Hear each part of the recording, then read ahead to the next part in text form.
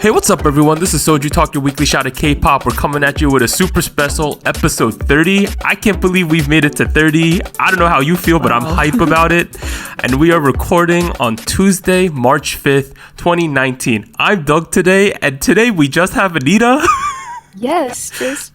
Like, are we not JYP's new subunit, Just Two? Like, is that not us? Are. Okay, so... That is us. Long story short, Warren and Anita have spring break right now from college, and we were gonna record yesterday, but it got weird, so it was just Warren and I, but then we tried to record it, and it was a hot mess, so... but we still wanted to record it, so it's just Anita and I today, and Warren will be back next week for his hot takes on the Takahashi Juri joining Woon and a bunch of other things. So, but I'm sorry, y'all, but it's just me and Anita this week, but hopefully you'll still enjoy. And as a reminder, please like, subscribe, download us, leave us feedback and questions at SojuTalk Podcast at gmail.com, on YouTube, Reddit, anywhere else you're finding us. But before we begin, we had fan mail again, this time from Derek. Now, Thank you, Derek, for your love and support. And Derek left us a question, but we're going to wait to answer it once Warren is back, so we'll be answering your question next week. But Anita, you ready for this? Yes. All right, let's get into our big new releases for this week. We had 5 of them, which is a little more than normal. Last Tuesday on the 26th, we had I-dle with Senorita. On February 28th, Thursday, we had Hasungwoo's solo debut with Bird. And Just Two, which is the GOT7 unit song Focus on Me. And then yesterday on March 4th, we had Sunmi with Noir. And TXT's debut with Crown. Let's start at the top with I-dle's Senorita. What did you think, Anita? Okay, first impressions, I really liked how they're going for a slightly different sound, because I feel like their last 2 other singles were pretty similar in sound, so I like that about this one. The only thing is that I unfortunately feel like I preferred the previous sound they had. Han and Latata? Yeah. I feel like, I don't know, I've listened to it a couple times, and I actually saw a video of someone else that rearranged the song so that it flowed a little differently, and I almost felt like I liked that better. Like, I don't know, it's not the song as a whole, it's just how it was arranged, maybe, is that it's a little off. No, I don't know. I agree with you. You know how normally my criticisms of song is like, I love the chorus and not like the verses, right? I had the exact opposite to this song. I really liked the verses and hated the chorus. I even thought the dance in the chorus was a little awkward when they were in the line. I thought that was a little strange. Yeah. I felt like, of course, the music video looked great. It's just for something about the song wasn't as great as Han or La Tata for me. It was just like, ugh. Yeah. I was wanting a little more from them. And I think it's unfortunate because this was their time to like explode, I thought. And it seems overall people were a little lukewarm about this, but you got to go and listen to this for yourself just to make your own opinion on it. Yeah. Couple other things I noticed that people were commenting on. So there's a member of their group, Shua. She's a Chinese member. And she has no actual speaking lines in this song. She made some noises, I want to call it, but they weren't like words. Now... this has been a problem lately with their group. People mention this every comeback, but this one, she said that she was a little self-conscious about her Korean pronunciation, so she specifically asked to not have a lot of speaking lines, which I feel terrible. I mean, at the same time, how is she supposed to improve if you don't give her any lines, right? Like, it's one of those things for me. Yeah, I agree. I mean, I feel like I know a lot of people, fans in particular, are always questioning the company, saying like, why don't they give them enough lines? But I don't know. I think I guess I put myself in like her position. Like, if she's not feeling confident about it, like, I guess they can't really force her to. Yeah. And at the same time, it just seems kind of weird when one member doesn't have lines, right? That's just a little strange. Another thing I noticed, it's like more of a Cube thing than a I-dle specific thing, is that there seems to be a trend right now in I-dle and both CLC where people are trying to become the next Hyuna at Cube because there is a vacancy for that. Now, the members I want to point out specifically from I-dle, of course, you have Soyeon, the famous rapper, and I also think Soojin And from CLC, of course, it's Seungyeon and Yeon, who are the two most popular or like most prominent members of CLC. Now, all four of them have sort of like a girl crush, sexy vibe thing going on, right? Where it's definitely a girl crush vibe. And all four of them seem to be, at least for me, it seems that they're all trying to be the next Hyuna, for good or for bad. I don't know if that's a good thing or a bad thing. Now, I feel like, I don't know, I think I can feel like there must be some pressure from, maybe not like spoken out loud, but some pressure of trying to fill those shoes. Yeah. But I don't know. I don't think it's the right thing to focus on. Yeah, I don't know how much of it is them wanting to do it and how much is their company wants to find a new prospect as well. Because they all like release, I don't know if it's Instagram videos or YouTube stuff of them covering other people's songs or like doing like Soyeon doing a specific rap by herself. Like they all seem to be releasing solo content, which leads me to believe that they're trying to become solo famous. We'll have to see, but I think how about why don't we make a unit out of all four of them, like a Yeonja I-dle CLC Cube unit? I mean, it could happen. Yeah. They have a unit coming out with a guy from Pentagon and then Lai Kwai-lin, so it's not out of the realm of possibility. If we have a girl unit too, I'd be so down for it, honestly. Because those are the four like power members of those groups anyway. Yeah, I can see that happening. But let's move on to now Ha Sung-hoon's debut with Bird. So Ha Sung-hoon is I would say the second main vocalist from 101, and he's now making his solo debut. Similar way to how Yoon Ji-sung did last week. So Anita, what do you feel about his debut?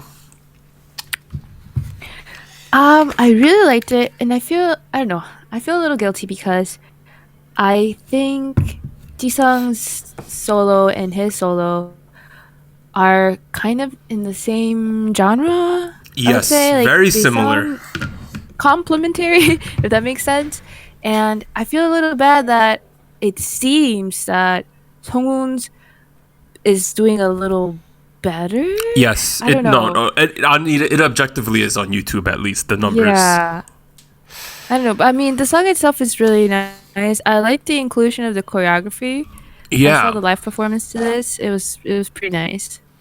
I would say my only criticism of the song is similar to what we had last week with Ji-sung's, is that it's not a song to make you a humongous star. Like, it's just not one of those type of songs. Now, that might be a decision on their part, but it's like, I want to applaud him because I didn't realize how good of a singer he was by himself, but I really was able to tell after listening to Bird. And additionally, it's amazing how a kid from Hot Shot can now do this style of music. Yeah, I don't know. I feel like maybe feel a little biased because I was a fan of Hot Shot when they were first starting out, and I don't know, I liked Sunghoon's voice, so I'm glad that he's getting like his solo time. Yeah, that being said, I think it's a perfectly good song, but it's not like a mega hit, right? And sometimes you don't need to have a mega hit. Yeah, I feel like it's a stepping stone right now. Definitely. All right, so let's move on to now the GOT7 unit, Just 2, which is JB and Yugyeom. And their song is called Focus Me. This was surprisingly better than I thought it was going to be. I feel like I guess I was very much captivated by the video. Okay. I need to listen to it a couple more times to really hear the song, but the video was really cool. I don't know how they did the special effects and everything, but so here's my description of this song in a short sentence. This is if Dean wrote K-pop. Yeah. This is literally what this is. It has very Dean vibes, but more poppy, of course. Yeah, it has that feel. Like if Dean started to dance, this is what his music would sound like. But that being said, I thought it also felt like a Dean music video too. It was like artsy and a little dark. And yeah. Is it this song? Did they bring out the Oh no, it was a different song that I'm going to talk about later. I thought they brought out the NCT box from Sixth Sense. I don't think this song did though. It was the next song. I don't think they did. Okay, but no, it would have fit. No, that's a song from my currently listening to. They brought out the NCT box. Oh. But overall, I thought this was good. I think you should check it out because I was surprised how good this was. And I don't know why I was like surprised by that because it is a GOT7/JYP product, so they have a high level right now. But I thought it was great. Okay, let's move on to, I would probably call it the two big ones from this week. So the first one, they both came out yesterday. The first one is Sunmi with Noir. It's sort of the same realm she's been in lately, but also a little bit different. Yeah, I feel like... Okay, so of the past couple of singles that Sunmi has released, I think this one has probably been my favorite sound-wise. I feel like, I don't know, I feel like the chorus is really great. The music video, though, oh my goodness. Okay, okay. So I know why it's weird. So the whole song, she said in an interview with Billboard that the theme is like, kids these days only get a little bit of popularity if they just post normal things on social media, and you have to do crazier and crazier stuff. That was what she was going for. Now, it's interesting because she almost had a controversy a couple weeks ago where she posted like a picture of her with a handful of pills, but now it all kind of makes sense. Like that's what she was going for. But the progression... I mean, no, I feel like I definitely felt like the message was pretty clear. Like I feel like it was really well done. There were just a couple of parts that I'm sure they were meant to be taken this way, but they were pretty disturbing. Yeah, I agree with you. And it's her music has kind of transitioned because obviously Gashino was a mega hit, right? Right. And then we went to Heroin, which is somewhat similar. And now we're going more retro vibes with Siren and now Noir, right? We're like, we've transitioned. Yeah. And it seems like her songs are now, instead of becoming like pure K-pop bangers, are becoming more like art pieces, if that makes any sense. For me, it's like a similar thing to Taemin, where she's kind of like evolved into more of an artist than an actual pop singer. I agree. That's for better or for worse, depending on what you're into. But for me, I'm really down with this retro-y vibe she has right now. Yeah. I'm really into it. And I think, honestly, it was probably my favorite song of the week. But definitely one of the ones I listen to the most. Yeah. My other favorite song of the week is the next one. So TXT's debut with Crown. So as we all know, TXT is BigHit Entertainment's new group, BigHit Entertainment being the company that BTS under. So humongous pressure, right? And I think TXT, let me look up what their name means again. I don't want to get it wrong. They're new, of course. So it is for... Together something... Oh, yeah. Tomorrow? Tomorrow X Together. That's what it means. Oh, okay. Now, was this not the perfect debut song? Like, Jesus, this was really good. For me, at least. Yes, I agree. I guess I was somewhat prepared because of due to the teasers. So I knew that they weren't going to do the typical BTS route, like hard hitting, like darker theme. But I guess I was pleasantly surprised by how much I enjoyed the fact that it wasn't that. Yeah. Now, here's I've complained over the last 6 months that there are some rookie groups, I'm not going to name names here, who come off as if they're like pretending to be tough or pretending to be really hip-hoppy. But I think that these kids, because they're young, TXT completely stayed in their lane, and I applaud them for that. It was like believable. Yeah, it's just, I feel like it suits their age and perfect. Image? It was the perfect like concept, and it was so distinct from BTS, which I think was the most important thing to do right now. Yeah. And everyone seems to be pretty like down for this debut, which is props to BigHit for managing it properly. Yes. And definitely. I think I have so here's another quick one couple words of what I think this song is. I'm calling it electric bubblegum. That's what I'm calling it. This is like new bubblegum. And I think that they've mastered what's currently popular. Like, I think we're gone with having like balloons, that old song, like something like that. Like pure bubblegum isn't a thing anymore for guy groups. You need a little bit of electronic, you need some rap sections, and I think that this song is perfect for that style of new pop right now. Yeah, definitely. I feel like they just had a good how to say, like a mixture of things. A good, Yes. I don't know. I feel like it complemented the group itself, I would say. Now, Also, I wanted to shout out the choreo. okay, the choreo was surprisingly This good. song is crazy. Dude, the choreo in the chorus is crazy. ridiculously good. Yes. Overall, for me, super impressed by them. We'll have to see what Yeah. comes. They probably will win an award next week. We'll just put that out there. Most likely. Probably. Good chance they will. Yeah, overall, this was great. I don't know any of the members' names and stuff yet. Maybe by the next song, Anita, me, Warren will pick out people we like. But you got to give us some time here. They're new, and there's been a lot of new groups lately. But for me, if you were going to listen to two songs, I would say you listen to the Sunmi song and listen to the TXT song. Those are the two highlights for me. Yeah, I would agree. I would add on just two for the video. Oh, yeah. Yes. That's a high concept, high budget music video. All right, so let's move on to the show winner. So the big winner this week was Monsta X with 4 wins for Alligator. Now, Yes. I'm going to say so happy. that's a little bit surprising considering I was a little bit lukewarm on the song. Now, I like it now that I've listened to it for a couple times. Okay, I watched Inkigayo this week, or Music Bank, one of the two. They wore so much see-through mesh. I was uncomfortable. You should go look it up. I don't know if it was either Music Bank or Inkigayo. I was watching it at home.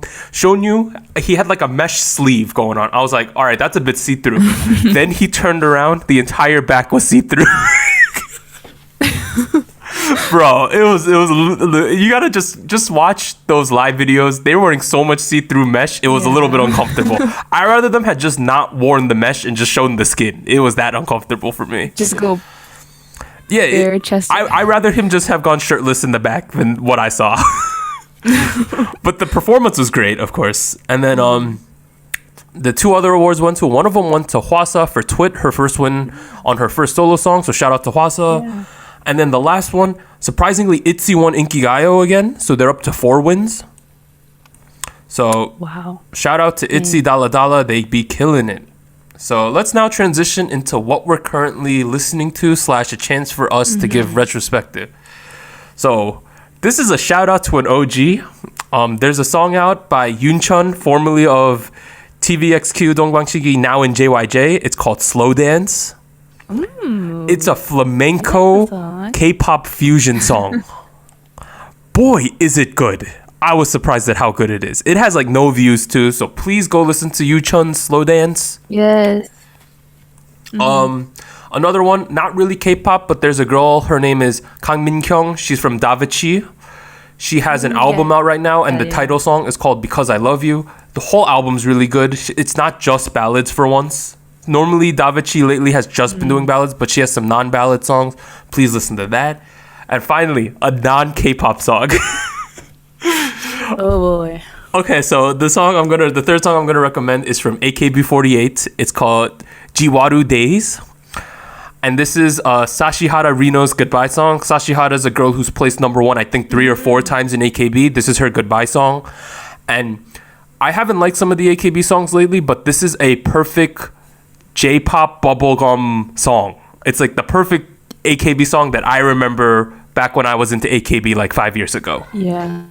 Like old school. It's a really old schooly song, and it's a goodbye song, so you got to check it out. It's like the goodbye song of their ace, their number 1 kid. So it's a big event for them. I don't know what Warren's currently listening to. I'm assuming it's a bunch of rap, but he could defend himself next week. Probably some AKB too. Yeah, definitely AKB. But you should go listen to the JM WDP. That's the Just Music Indigo Music We The Plug song, because I'm sure he's still listening to that as I am.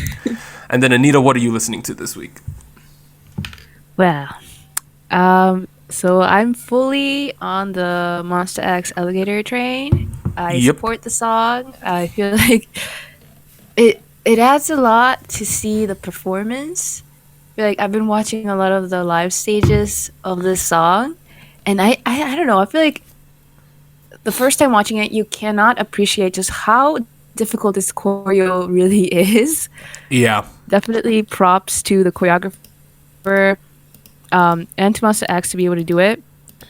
But yeah, definitely check out the choreo, the live stages of this song.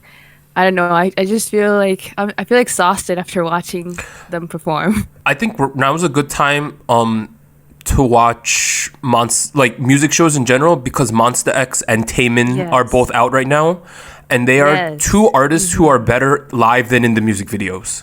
I agree 100%. And it's a rare treat to get that. But yeah, those are my 2 cents on that. And then what else are you listening to? Yeah. So this weekend was the Stray Kids weekend. Pretty much been listening a lot to their more recent stuff in their I Am Who album. One of the top tracks that I liked from that album was MIA.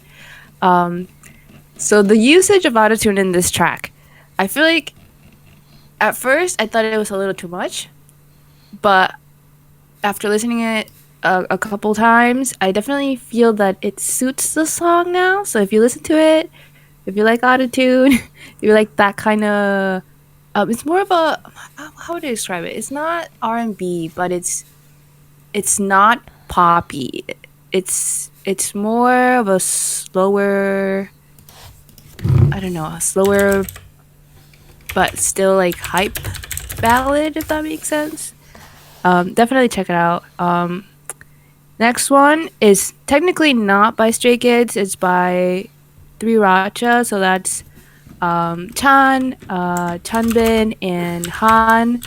So they're the main rappers of the group. And they had this trio going on before they had debuted with Stray Kids.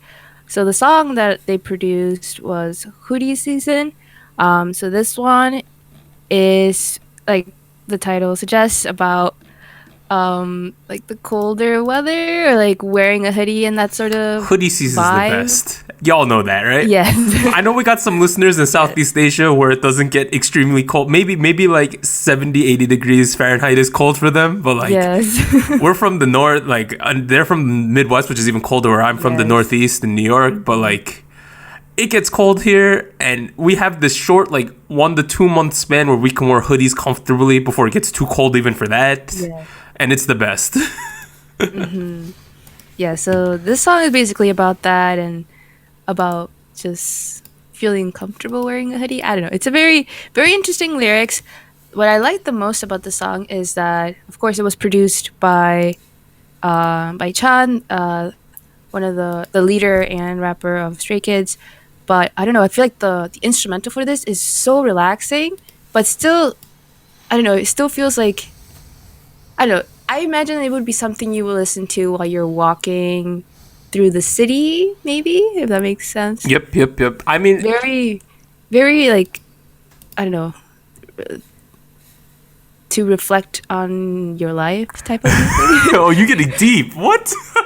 No, I get what you're saying though. There's walking songs and driving songs, two totally different things. Like this is the walking one. Like a Dean song is a cruising at night song. Oh, that's a driving song. But I could see that there's walking songs. I get you. Yes. But so is that all you listened to? I think that's it. All right, so let's move on to news and events from last week. There's continued YG trouble, like a bunch of more stuff. I'm not going to completely go into all of it because we're not sure what's true or not. But what you got to know was there was 2 isolated separate incidents. The first one was that Dispatch revealed that G-Dragon had taken so many vacation days while serving in the army that he was not able to receive promotions like on the normal schedule that you're supposed to be. So that was the first thing that happened, and then the army reps came out and said, no, that's false. He's kind of followed all the rules, and even when he's been out, it's because he's been injured, and it's not even an exorbitant amount of time. So squash that one. That one didn't happen. All right. Okay. The second one, which is the bigger one, was there are these Kakao Talk screenshots. Kakao Talk is like an instant messenger that's really popular in Korea. It's going around, and it shows Seungri, like, okay, how do I put this? Basically, he was involved in soliciting prostitutes for the VIP clients at the club, the Burning Sun that we've been talking about for the last couple of weeks. Oh, boy. Okay, so police are involved now. They're doing an official investigation. YG said that they were fabricated, but the reporter who broke the story said it's absolutely true. And why would she like edit or fabricate the message because she has a lot to lose if it's fake, which kind of makes sense, right? But we're not sure what's actually going around. And then they're bringing up all these old stuff, like there's pictures of Sunmi potentially inhaling nitrous at a club in Vietnam. They're bringing up like tax problems where Sunmi apparently registered his nightclub as a retail store instead of a club, so he would have to pay less taxes. They're just dumping everything on the kid right now. This is, oh my goodness. So I'm not saying any of it's true or false because the police are still investigating, but what is definitely true is that YG Entertainment came out now and said that the rest of the concerts in his The Great Sunmi Tour are canceled and he's officially on hiatus before he goes to the army.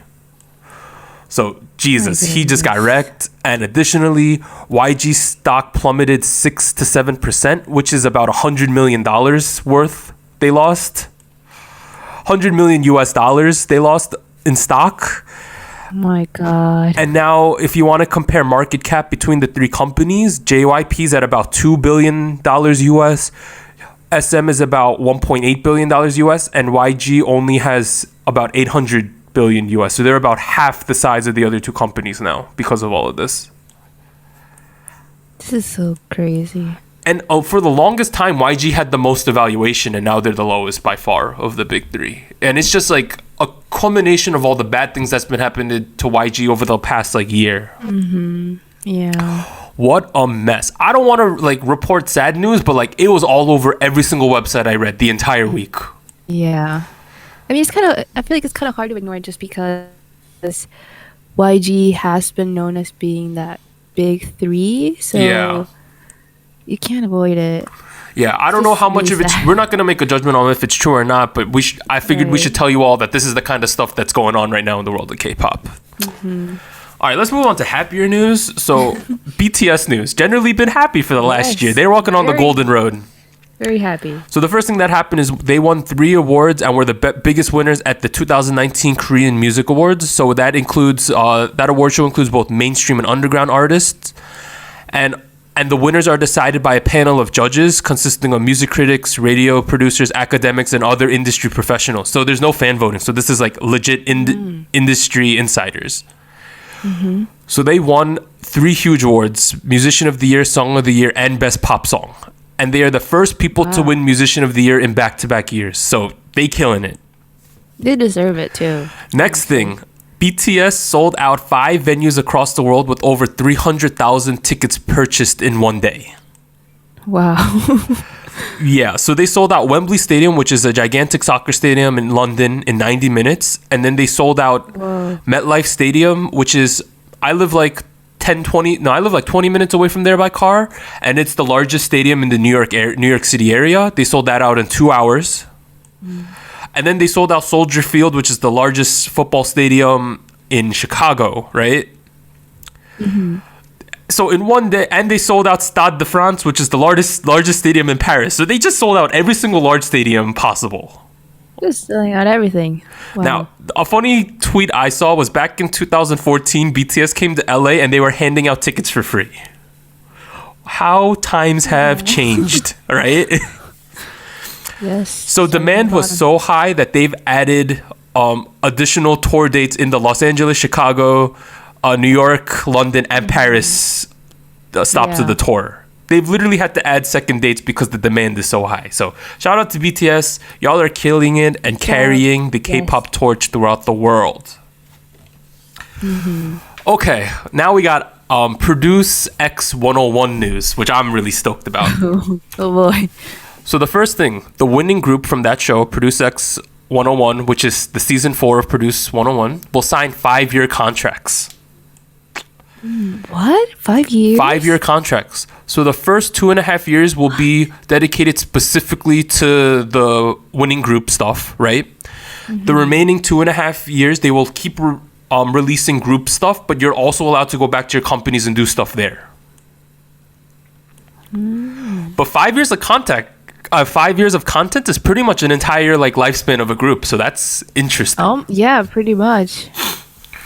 And for reference, IOI signed 1-year contracts, 101 signed 1.5-year contracts, and IZ*ONE signed 2.5-year contracts. So not only are we getting the equivalent amount of IZ*ONE, but we're also getting an additional 2.5 years where they'll be releasing stuff once in a while. So that's pretty cool. That's really interesting. I guess one thing that I'm pretty sure the producers are thinking of is that this has to be a hit. Like, Oh it yeah. almost seems like 5 years. Like, you better have a great group at the end. Yeah, of so this competition. what I think is happening, because we know that this season's going to have a lot of independent trainees. So I think the independent trainees will definitely be there for the 5 years, right? But then the kids who are in a company already will probably go back and forth. Maybe not in all the debut. I mean, the release is in the second 2.5 years. But overall, cool stuff. And additionally, actor Lee Dong-wook has been revealed as the official MC. So it's not a female MC, it's a guy MC again. Interesting. And of course, most people know him he's from Dokkaebi, also known as the Goblin, and he's an A-list actor in Korea. Yes, really popular right now. All right, and then the biggest news coming out of Produce 48, which is relevant to our podcast, is that AKB48's Takahashi Juri will be making a Korean debut through Woollim Entertainment. What the heck? Yes. I've never seen Warren curse so much in our personal message board. Like, she's graduating from AKB and coming to Korea to sign through Woollim. Like, I know next week we're giving Warren like 20 minutes to talk about this because like there's not that much. Yeah. He got to let it out, and there's not that much new stuff next week. So it's a perfect time for him to do it. But Woollim Entertainment confirmed this news and said the debut is sooner than later. Props to Woollim. Yeah. This brings up a lot of questions which we'll discuss next week, but like what happens to Kwon Eun-bi and Kim Chae-won, who are currently in IZ*ONE, who are also from Woollim Entertainment? True. What happens to Lovelies? Like all this stuff we're gonna debate next week. Ew. So be on the lookout for that, because I know Warren is so hyped to talk about this. That's all he mentions in our group chat right now. I get it. If my bias was doing some big moves like this, I'd be super hyped too. Okay, let's transition now into some turmoil news. Oh yeah. So there's a big Kang Daniel like news coming out about his agency. So he used to be at MMO, but then him and Yoon Ji-sung left and joined LM Entertainment. Sources are saying that he tried to terminate his contract there already. That doesn't look very good. Yeah, so this apparently he wants his contract to be reworked, and additionally he's saying that they're like stifling him, saying that they haven't let him open social media accounts, and overall it sounds a little bit shady, right? Yeah. So he even came out and had an official like statement on this. He said, as reported earlier, I am in a contract dispute with LM Entertainment. For a long time, I felt that my fans would be worried if I wasn't very active on SNS. With high hopes, I asked the agency to present me with an SNS account. And he more or less goes on to say that they rejected the request, and he's kind of pissed about it. It seems so weird. Like, why would the agency not want to promote him? Yeah, it makes no sense because the iron is hot. They need to strike right now while he's popular. I mean, he knows it and he's trying to do something about it, I guess. Yeah, we'll cover it again next week because another article came out like within the last couple of hours saying he has like a lawyer on this now. It's like escalated. Oh, wow. Yeah, I don't really know what's gonna come out of this, but it's terrible news considering we were all expecting his debut to happen within like the next month or so. So we'll keep y'all posted on that. All right, next one, a little bit happy news. So NCT and Monsta X have both announced world tours. So it's NCT 127 specifically. They've announced their first North American tour called Neo City: The Origin. And they will be making stops in Newark, Atlanta, Miami, Dallas, Phoenix, Houston, Chicago, San Jose, LA, Vancouver, and Toronto. So it is a North American tour. I'm so sad. I know. Y'all live in Michigan. You got to go to Chicago if you want to see it. I won't be in the country. Oh, that's true. Chicago. Wow, yeah. I'm so sad. Yeah, because like Anita's going on a trip to Korea during the summer, and I guess she won't be around for that. That's really sucks, actually. Terrible timing. But in world tour news, so Monsta X is actually doing a world tour. So they'll be stopping at Seoul, Bangkok, Sydney, Kuala Lumpur, Madrid, Amsterdam, Paris, London, Berlin, Mexico City, Dallas, Houston, Atlanta, New York City, Chicago, and LA. That's a legit world tour right there. Like, yes, that's an impressive list. Pretty legit. I'm happy for Monsta X because they really stepped up over the last year. And they're ready to become like top tier right now. I feel like this is, I don't know, I feel like the world tour is just the cherry on top. Yeah. With everything that's been happening with them since November of last year. It just feels like it's it's been happening so fast, but I don't know, there's just, if they've been building up over the past couple of years, so it's really nice to see it pay off. It seems like, so obviously BTS is on top, 101 is gone, and EXO is getting kind of old in age, right? It seems like after those groups, we have Monsta X and NCT are the next top tier groups. Yep, yeah. And I want to shout out because Monsta X used to be Struggle City the last couple years, and I think they finally got their due. So props to them. And Starship as well, because it's really revitalized them as a company. Yeah. All right, last bit. We got some quick takes. First one, YG promises 2 releases from READYYYY this year. Will it happen though? I don't know. The funny thing is, you're right. We should be skeptical because last year he said kind of the same thing and it never happened. Yeah. I mean, I hope so. I just don't know if it will. Okay, also, Psy announces P Nation's first audition tour. So for 3 months starting in March, P Nation will be visiting 30 cities in Korea, including Gwangju, Daejeon, Busan, Daegu, Jeju, Seoul, and more. So they go into everywhere in Korea. And anyone born between the years 1999 to 2008 are eligible for the audition. Whoops. I can't. None of us could go. You got to be hella young to go to that. Wow, that's so interesting though. I feel like he's going hard. He really wants to establish this company. Wow. I want to make a bold prediction just in case it happens so I could say that I'm really smart. Bold prediction. Kang Daniel leaves LM Entertainment and signs with P Nation. That's my prediction. It could happen. If it does, my mind will explode, honestly. Dang. That'd be really cool though. Psy and Kang Daniel working together.